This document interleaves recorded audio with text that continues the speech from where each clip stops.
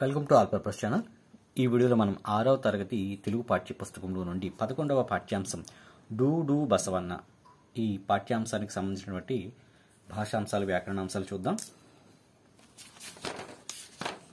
91వ పేజీలో భాషాంశాలు ఇవ్వడం జరిగింది.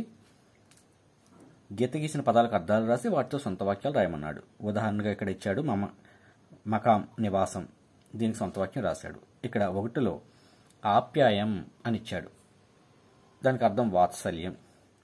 మా ఉపాధ్యాయులు మమ్మల్ని వాత్సల్యంతో చూస్తారు. అనుగుణం తగినట్లు. ప్రతి ఒక్కరూ రాజ్యాంగానికి తగినట్లుగా నడుచుకోవాలి, సొంత వాక్యం. కనుమరుగు నాశనం. మనం చేసే పనుల వల్ల పచ్చదనం నాశనం అవుతుంది. తరువాత సమానార్థక పదాలు లేదా పర్యాయ పదాలు. దీనిలో తండ్రి, జనకుడు పర్యాయ పదాలు. నాన్నకు పర్యాయ పదం తండ్రి, జనకుడు. వృషభం ఎద్దు.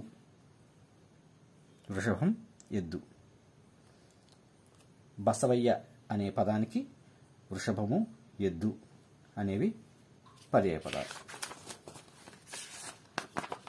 92వ పేజీలో సంతోషం ఆనందం, సంతసం.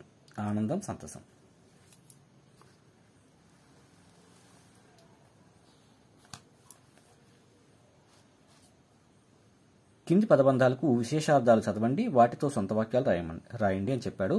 రూపుమాపు అంటే నాశనం చేయు. మనం వరకట్న దురాచారాన్ని రూపుమాపాలి. అదేవిధంగా పట్టుకుని వేలాడు, వదిలిపెట్టకుండా ఉండు. మూఢనమ్మకాలను పట్టుకుని వేలాడకూడదు. కాలు దువ్వు, తగువుకు సిద్ధపడటం. కయ్యానికి కాలు దువ్వటం మంచి పని కాదు. తిలోదకాలివ్వటం, సంబంధం లేదా అనుబంధం తెంచుకోవటం. మనలోని దుర్మార్గానికి తిలోదకాలు ఇవ్వటం మంచిది. తర్వాత వ్యాకరణాంశాలున్నాయి.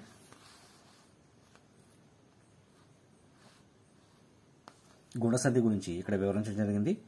అకారానికి ఈ ఊరులు పరమైతే క్రమంగా ఏ ఓ అర్లు ఆదేశంగా వచ్చుట గుణసంధి. పూర్వస్వరం పూర్వస్వరం ఆగా ఉంటుంది. ఈ పూర్వస్వరానికి పరస్వరంగా ఈ ఊరు పరమైనట్లయితే ఈ పరమైనప్పుడు ఏగాను, ఊ పరమైనప్పుడు ఓగాను, అరు పరమైనప్పుడు అర్గాను మార్పు చెందుతుంది. అదే గుణసంధి. ఉదాహరణకు రాజా ప్లస్ ఇంద్ర. ఇక్కడ అకారం ఉంది, పూర్వస్వరం. పరస్వరం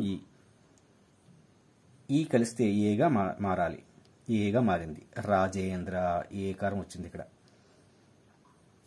తిలా ప్లస్ ఉదకాలు, తిలోదకాలు, ఓ తిలోదకాలు. మహా ప్లస్ ఋషి, మహర్షి. ఇక్కడ వివరణ ఇవ్వడం జరిగింది. తర్వాత 93వ పేజీలో విడదీసి రాయండి. పరోపకారం పరా ప్లస్ ఉపకారం గుణసంధి. రమేశ రమా ప్లస్ ఈస రమేష గుణసంధి. జాతీయోద్యమం జాతీయ ప్లస్ ఉద్యమం జాతీయోద్యమం గుణసంధి. దేవర్షి దేవా ప్లస్ ఋషి దేవర్షి గుణసంధి. సత్యాగ్రహం సత్య ప్లస్ ఆగ్రహం సవర్ణ దీర్ఘ సంధి. గిరీసుడు గిరి ప్లస్ ఈసుడు గిరీసుడు సవర్ణ దీర్ఘ సంధి. గురూపదేశం గురు ప్లస్ ఉపదేశం గురూపదేశం సవర్ణ దీర్ఘ సంధి. పితృణం పితృ ప్లస్ రుణం పితృణం సవర్ణ దీర్ఘ సంధి. అదేవిధంగా ఈ అంశంలో కలిపి రాయమన్నాడు. శైల ప్లస్ అగ్రం శైలాగ్రం సవర్ణ దీర్ఘ సంధి. ముని ప్లస్ ఇంద్రుడు మునీంద్రుడు సవర్ణ దీర్ఘ సంధి. మధు ప్లస్ ఉదయం మధుదయం సవర్ణ దీర్ఘ సంధి. సమాస పదాలకు విగ్రహవాక్యాలు రాయమన్నాడు. అందచందాలు అందమును చందమును, ఇది ద్వంద్వ సమాసం. కాలు చేతులు కాళ్ళును చేతులను, ఇది కూడా ద్వంద్వ సమాసమే. అన్నదమ్ములు అన్నయ్యును తమ్ముడును ద్వంద్వ సమాసం. ఇక్కడ ఇవ్వబడినటువంటి సమాస పదాలు 3 ద్వంద్వ సమాసానికి చెందినవి. ద్విగు సమాస పదాలను కూర్చి రాయండి అన్నాడు. రెండైన చేతులు, ఇక్కడ విగ్రహవాక్యం ఇచ్చాడు, సమాస పదం రాయాలి. 2 చేతులు. మూడైన మాసాలు 3 మాసాలు. 5గురైన పిల్లలు 5గురు పిల్లలు. ఈ 3 కూడా ద్విగు సమాస పదాలు. ఇవి ద్విగు సమాస ఈ పదాలకు విగ్రహవాక్యాలు.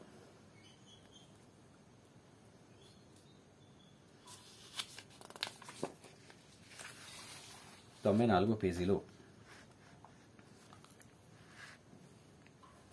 ఇక్కడ 6 వాక్యాలు ఇవ్వడం జరిగింది. ఈ 6 వాక్యాలను అనుమత్యార్థక వాక్యాలు ఏవో ఇక్కడ రాయాలి, ఆశీర్వార్థక వాక్యాలు ఏవో ఇక్కడ రాయాలి. ఈ వాక్యాలలో రహీం నువ్వు ఇంటికి వెళ్ళవచ్చు, ఇది అనుమత్యార్థక వాక్యం, ఇక్కడ రాసాం. ఎల్విన్ నువ్వు పాఠశాలకు వెళ్ళవచ్చు, అనుమత్యార్థక వాక్యం, ఇక్కడ రాసాం. అనుమత్యార్థక వాక్యం పట్టికిది కాబట్టి. నీ ఇష్టం వచ్చిన చోటికి వెళ్ళి రావచ్చు, ఇది ఇక్కడ రాసాం. అనుమత్యార్థక వాక్యం కాబట్టి. ఈ 3 ఆశీర్వార్థక వాక్యాలు. నాయన వర్ధిల్లు, సరోజ సద్విద్యా ప్రాప్తిరస్తు, నీకు ఎల్లడలా శుభం కలుగుగాక, ఇవి ఆశీర్వార్థక వాక్యాలు. జత చేయండి అని ఇచ్చాడు. నువ్వు పద్యం చదివావా, ఇది ప్రశ్నార్థక వాక్యం.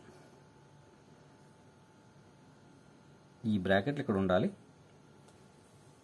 ఇక్కడ పెడదాం. నువ్వు పద్యం చదివావా, ఇక్కడ ఈ రాయాలి. అల్లరి చేయకండి, ఇది నిషేధార్థక వాక్యం, అంటే ఇక్కడ ఈ రాయాలి. అబ్బో పువ్వు ఎంత బాగుందో, ఆశ్చర్యార్థక వాక్యం, ఇక్కడ ఆ రాయాలి.